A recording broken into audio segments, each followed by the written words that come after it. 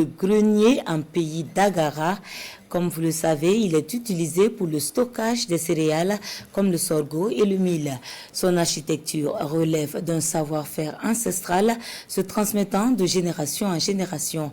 Sa réalisation néanmoins est réservée à des personnes particulières. Plus de détails dans ce dossier que nous proposent Elvis Twina et Lambert Assoma. Nous sommes au premier niveau d'un habitat traditionnel d'Agara à Nakaha dans la commune de Dissine. L'objet de nos échanges se trouve pourtant en dessous de nous au rez-de-chaussée. Il s'agit du grenier d'Agara qui constitue toute une symbolique pour cette communauté.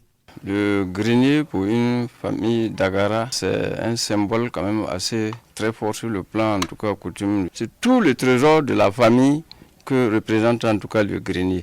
Tout ménage d'Agara a en son sein un grenier. Le ménage ici ne fait pas référence à la notion de couple.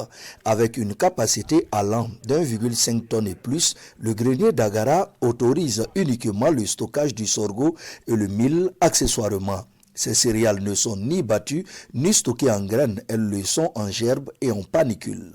Quand vous avez nos funérailles, le sorgho intervient, le petit mil intervient. Quand vous prenez les initiations d'Agara, dénommé le Baor là, il y a le sorgho intervient là-bas et également dans le mariage, en tout cas on arrive à utiliser encore en tout cas le sorgho.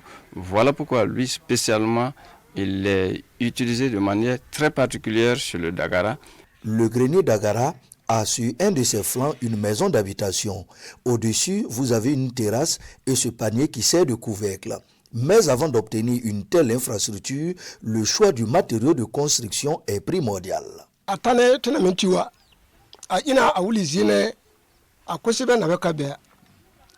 C'est généralement dans le bas-fond qu'on trouve cette terre. Elle doit être argileuse, collante et ne doit pas contenir de cailloux. On la malaxe avec de la paille avant de construire.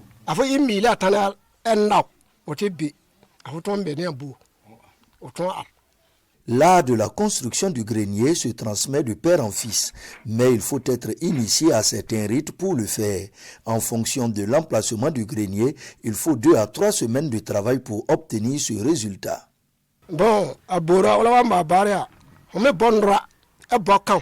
À la fin des travaux, le propriétaire du grenier offre un coq, une pintade et de la farine pour les rituels. Et de commun accord, je perçois une somme forfaitaire pour le travail abattu. Après tout, c'est un travail social.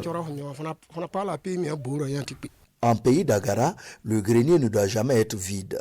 En toute saison, le niveau de remplissage de ce dernier montre votre capacité de gestion des besoins de la famille.